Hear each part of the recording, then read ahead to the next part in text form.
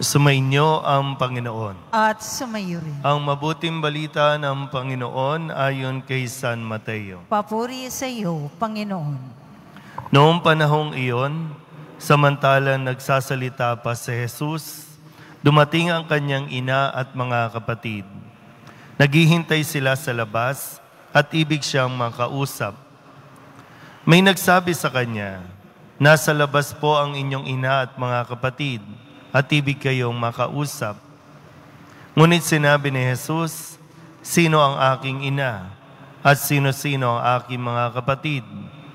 Itinuro niya ang kanyang mga alagad at sinabi, "Ito ang aking ina at mga kapatid, sapagkat ang sino mang sumusunod sa kalooban ng aking amang nasa langit, ang siya kong ina at mga kapatid."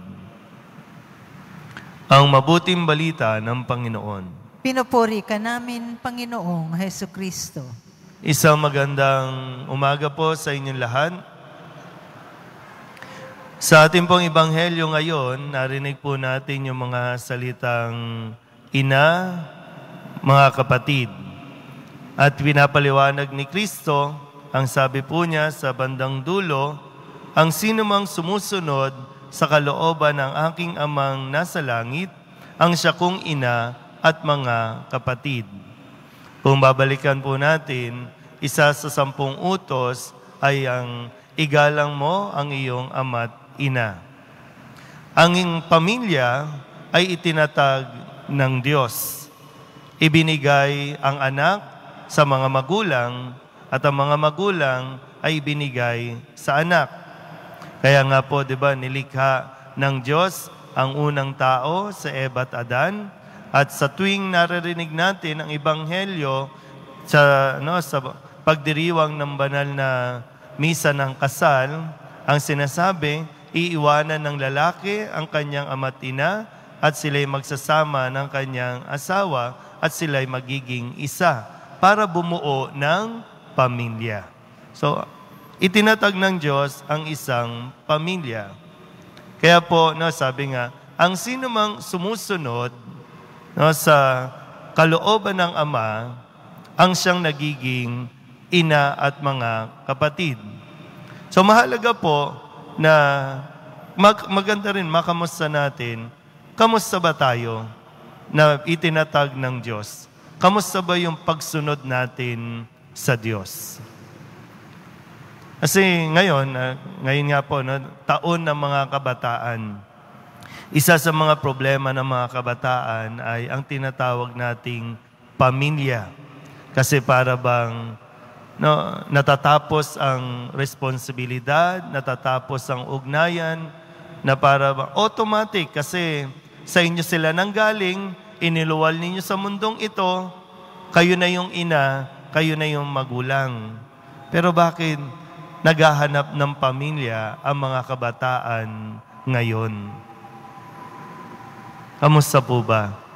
Bakit parang mas gusto pa nila na matawag na pamilya nila, ang barkada nila, ang kaibigan nila?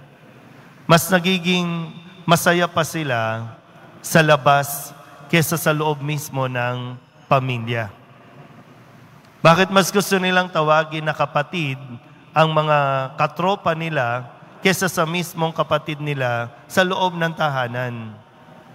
Bakit mas magdali nilang tawaging nanay, tatay, yung ibang tao kesa sa mismong nanay at tatay nila? Di ba malaking problema po yan? Na dapat maging aware tayo, mamulat tayo sa katotohanan na pinababayaan natin ang pamilya na kalooban ng Diyos na ibinigay sa atin. Na para bang, sige, ako ang nanay mo, ako ang tatay mo, magtrabaho ka dyan, magbigay ka sa akin ng sustento. O kaya sige, gumala ka dyan, sumunod ka sa akin. Nakakalungkot minsan, mismong mga magulang ang nagbubugaw sa kanilang mga anak. Mismong mga magulang ang nagtutulak para magdroga, para magtinda ng hindi tama. Tapos sasabihin natin, nanay ka, tatay ka, mga magulang kayo,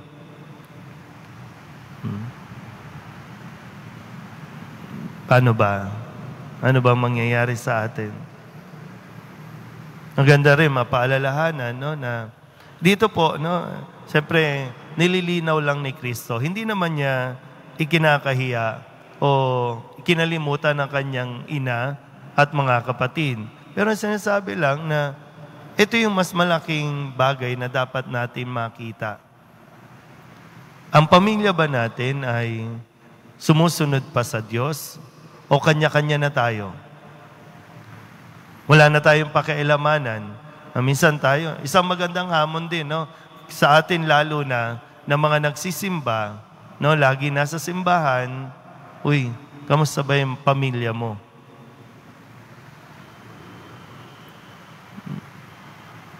Kasi isa sa pinoproblema natin, itong isa sa dinudulog natin sa Nazareno, ayaw magbago, napapabayaan. Baka kasi yung kalooban ng Diyos na dapat sinusunod natin, ayaw natin. Kasi kadalasan, ang gusto natin, ang Diyos ang sumunod sa atin. Tayo ang dapat sumunod. Pag hindi tayo sumunod sa Diyos, pag hindi tayo sumunod sa kalooban niya, talagang mapapariwara. Magkakahiwa-hiwalay tayo. Kaya lagi tayong babalik doon. Kasi tayo din naman talaga ay isang pamilya. Tayo rin ay pamilya ng Diyos. At talagang gagawin ng Diyos ang lahat para maprotektahan tayo. Kung paanong ginawa ng Diyos na protektahan ang mga Israelita laban sa mga Ehipsyo, mas sigit pa dyan ang kayang gawin ng Diyos na ipapakita sa atin. Basta sumunod lang tayo sa Kanya. Sino mang sumusunod sa Diyos, hindi mapapahamak. Amen?